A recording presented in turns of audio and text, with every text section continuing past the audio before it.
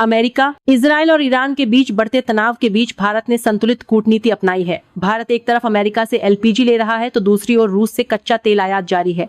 इससे साफ है कि भारत अपने हितों को प्राथमिकता देते हुए सभी देशों के साथ संबंध बनाए रख रहा है।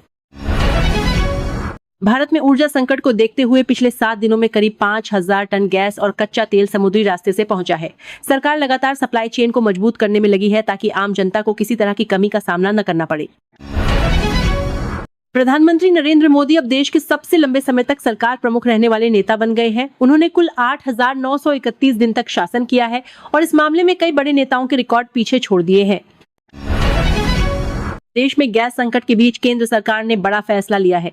अब राज्यों को पहले के मुकाबले 20% ज्यादा एलपीजी सप्लाई दी जाएगी, जिससे घरेलू और व्यावसायिक जरूरतों को पूरा किया जा सके।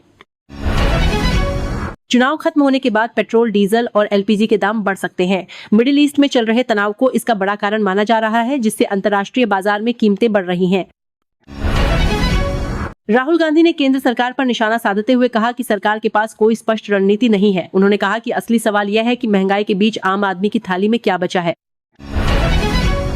सरकार ने घरेलू फ्लाइट किराए पर लगी रोक हटा दी है।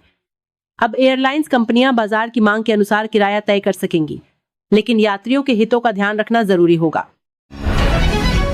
शिवसेना यूबीटी नेता संजय रावत ने प्रधानमंत्री मोदी पर हमला बोला है। उन्होंने कहा कि देश में आर्थिक हालात बिगड़ रहे हैं और प्रधानमंत्री चुनाव प्रचार में व्यस्त हैं। देश के टॉप 10 मंदिरों के पास करीब 9 लाख करोड़ की संपत्ति है। तिरुपति बालाजी मंदिर दुनिया का तीसरा सबसे अमीर धार्मिक स्थल बन चुका है। फारस की खाड़ी में इस समय करीब 22 भारतीय जहाज फंसे हुए हैं।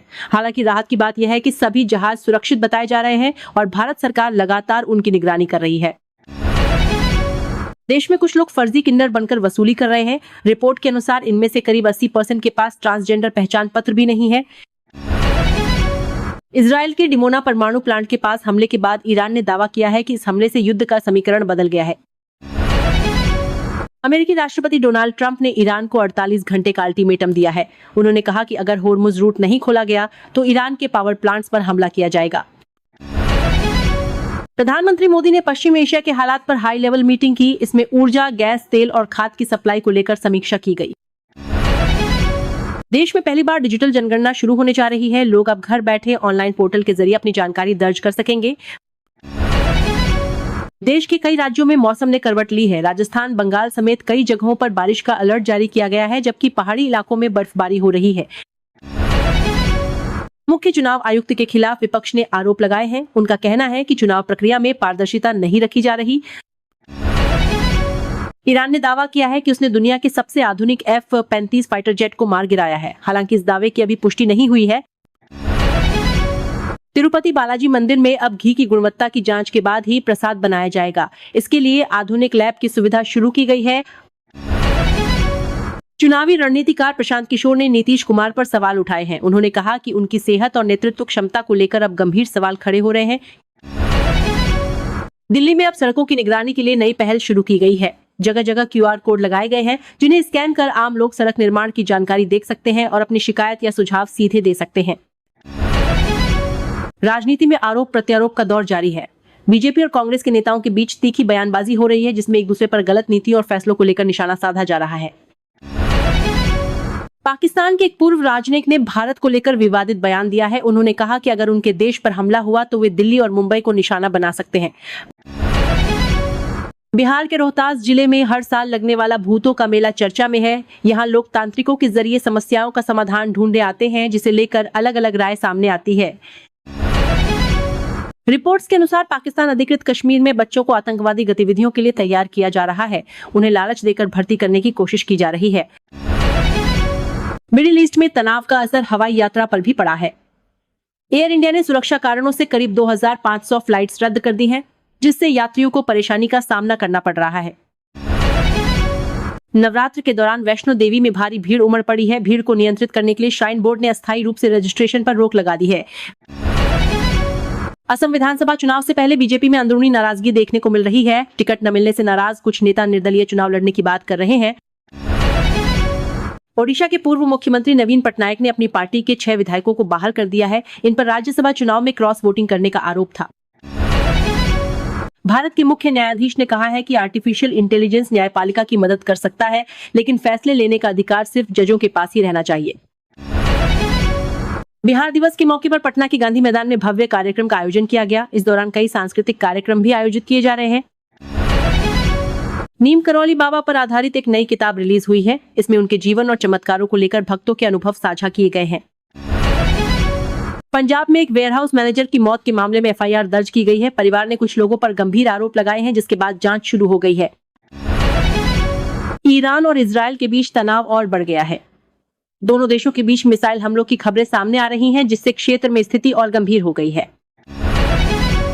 जेडीयू के वरिष्ठ नेता केसी त्यागी ने पार्टी छोड़ दी है और अब वे आरएलडी में शामिल हो गए हैं। इससे राजनीतिक समीकरण बदलते नजर आ रहे हैं।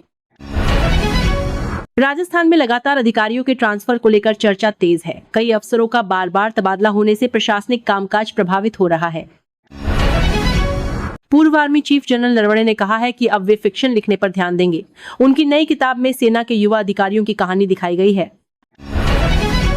हॉर्मुज जलडमरू मध्य को लेकर वैश्विक तनाव बढ़ता जा रहा है। कई देशों ने जहाजों की सुरक्षा सुनिश्चित करने के लिए सख्त कदम उठाने की चेतावनी दी है। असम में पुलिस कमांडो कैंप पर ग्रेनेड हमला हुआ है। इस हमले में 5 जवान घायल हुए हैं, जिन्हें इलाज के लिए अस्पताल में भर्ती कराया गया है। हिमाचल प्रदेश की प्रति व्यक्ति आय में बढ़ोतरी हुई है और यह राष्ट्रीय औसत से ज्यादा पहुंच गई है। हालांकि राज्य में बेरोजगारी अब भी एक बड़ी चुनौती बनी हुई है। दुबई की प्रॉपर्टी बाजार में मंदी देखने को मिल रही है। मिडिल ईस्ट के तनाव के कारण निवेशक पीछे हट रहे हैं और प्रॉपर्टी की मांग घट रही है। टैक्स पेयर्स के लिए जरूरी खबर है कि 31 मार्च तक टैक्स सेविंग निवेश करना अनिवार्य है। इसके बाद यह मौका खत्म हो जाएगा। आईपीएल 2026 से पहले सनराइजर्स हैदराबाद के बल्लेबाजों ने इंटर स्क्वाड मैच में शानदार प्रदर्शन किया। अभिषेक शर्मा और ईशान किशन ने तेज बल्लेबाजी से सभी का ध्यान खींचा। महिला क्रिकेट में एक नया रिकॉर्ड बना है। एक खिलाड़ी ने अपने टीबीज डेब्यू मैच में ही शतक जड़ दिया, जो अपने आप में एक बड़ी उपलब्धि मानी जा रही है। श्रीलंका क्रिकेट बोर्ड ने आईपीएल से पहले सख्त फैसला लिया है। अब खिलाड़ियों को एनओसी तभी मिलेगी जब वे फिटनेस टेस्ट पास करेंगे। हिमाचल प्रदेश में लगातार बर्फबारी के बाद अब मौसम साफ हुआ है, लेकिन ठंड का असर अब भी बना हुआ है। बिहार के कई जिलों में बारिश और आंधी का अलर्ट जारी किया गया है। इससे फसलों को नुकसान होने की आशंका जताई जा रही है। राजस्थान के कई हिस्सों में बारिश और ओलावृष्टि देखने को मिली है। इससे किसानों की चिंता बढ़ गई है और प्रशासन ने नुकसान का आकलन शुरू कर दिया है। झारखंड में हाल ही में हुई बारिश और ओलावृष्टि ने राहत भी दी है और कुछ इलाकों में नुकसान भी पहुंचाया है। मौसम विभाग ने आगे के लिए सतर्क रहने की सलाह दी है। देहरादून में लगातार बारिश के बाद हवा काफी साफ हो गई है। बताया जा रहा है कि पिछले कई सालों में यह सबसे साफ मार्च का महीना रहा है। मौसम विभाग के अनुसार 26 मार्च को एक बार फिर कई राज्यों में बारिश हो सकती है। इसके लिए पहले से ही अलर्ट जारी कर दिया गया है। पाकिस्तान क्रिकेट में अंदरूनी विवाद की खबरें सामने आ रही हैं। पूर्व कोच ने टीम के माहौल को टॉक्सिक बताया और इसी वजह से उन्होंने पद छोड़ दिया था। वर्ल्ड इंडोर एथलेटिक्स चैंपियनशिप में अमेरिका के खिलाड़ी ने 60 मीटर दौड़ में गोल्ड मेडल जीता। उन्होंने यह रेस बेहद कम समय में पूरी कर नया रिकॉर्ड बनाया। उत्तर भारत के कई राज्यों में मौसम ने अचानक करवट ली है। बारिश और तेज हवाओं के कारण तापमान में गिरावट दर्ज की गई है। दिल्ली में एक बार फिर घना कोहरा छा गया है। इससे विजिबिलिटी कम हो गई है और यातायात पर भी असर पड़ा है। बॉलीवुड फिल्म धुरंधर 2 ने बॉक्स ऑफिस पर शानदार कमाई की है। फिल्म ने कई बड़ी फिल्मों के रिकॉर्ड को पीछे छोड़ दिया है। कन्या राशि के जातकों को आज सावधानी बरतने की जरूरत है। निवेश सोच समझकर करें और किसी भी विवाद से दूर रहने की सलाह दी जाती है। कुंभ राशि के लोगों के लिए आज का दिन शानदार रह सकता है। काम में सफलता मिलेगी और नए अवसर सामने आ सकते हैं, जिससे भविष्य मजबूत होगा। सलमान खान ने ईद के मौके पर अपने फैंस को शुभकामनाएं दी। इस दौरान उनके परिवार के सदस्य भी उनके साथ नजर आए। अर्जुन रामपाल को एक नई बड़ी फिल्म में विलेन का रोल मिला है। इस फिल्म में उनका किरदार काफी दमदार बताया जा रहा है। रश्मिका मंदाना और विजय देवरकोंडा की तस्वीरें सोशल मीडिया पर वायरल हो रही हैं। दोनों को एक साथ छुट्टियां बिताते देखा गया है। एक्ट्रेस और पूर्व सांसद रामिया ने फिल्म धुरंधर 2 की आलोचना की है। उन्होंने इसे समय और पैसे की बर्बादी बताया है। एक्टर प्रकाश राज ने भी इस फिल्म को लेकर बयान दिया है। उन्होंने फिल्म की तारीफ करने वाले कुछ कलाकारों पर निशाना साधा है। गोवा बोर्ड ने 12वीं कक्षा का रिजल्ट जारी कर दिया है। छात्र आधिकारिक वेबसाइट या एसएमएस के जरिए अपना रिजल्ट आसानी से चेक कर सकते हैं।